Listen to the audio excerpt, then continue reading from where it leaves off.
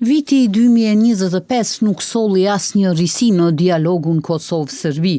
Përgjatë gjithë vitit, procesi i ndërmjetësuar nga Bashkimi Evropian mbeti ngrirë pas një takim sy me sy mes kryeministrit në detyrë të Kosovës Albin Kurtit dhe presidentit të Serbisë Aleksandar Vučić. Ndërkohë, dje kryeministri në detyrë Albin Kurti tha se për të vazhduar dialogu duhet që kryeterroristi Milan Radojčić t'u dorëzohet organeve të sigurisë në Kosovë. Për të vazhduar dialogu, ne duhet të zbatojmë marrëveshjet. Por për të vazhduar dialogu, natyrisht, ne kemi nevojë që Milan Radojčić, kryeterroristi që na e vrau rrështerin policor heroin e Kosovës Afrim Bunjakun, të dorëzohet organeve të sigurisë në Kosovë, me qenë edhe organeve të drejtësisë, me qenë se ka këtë akuzë me 160 faqe nga Prokuroria Speciale, së bashku me 24 paramilitarët e tjerë të cilët deshën që në banjës të zveçanit ta filloj një konflikt të përmasave të gjëra, nga i cili ata shpresonin se do të mund të provokohej ndërhyrja e Serbisë për ta aneksuar veriun e Kosovës. Dështuan edhe me hedhjen në erë më pas të kanalit Iber Lepens, për të cilën pashtu ka këtë akuzë dhe do të dështojnë se cilën herë.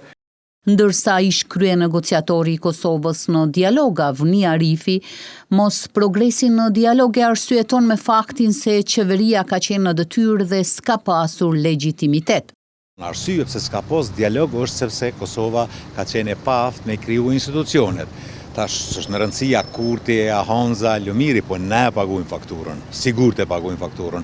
Ndërkaq hulumtues janë GLPC, Arbëresh Logja thotë se Bashkimi Evropian duhet t'i analizojë mirë sjelljet e Serbisë për të pasur progres në dialog.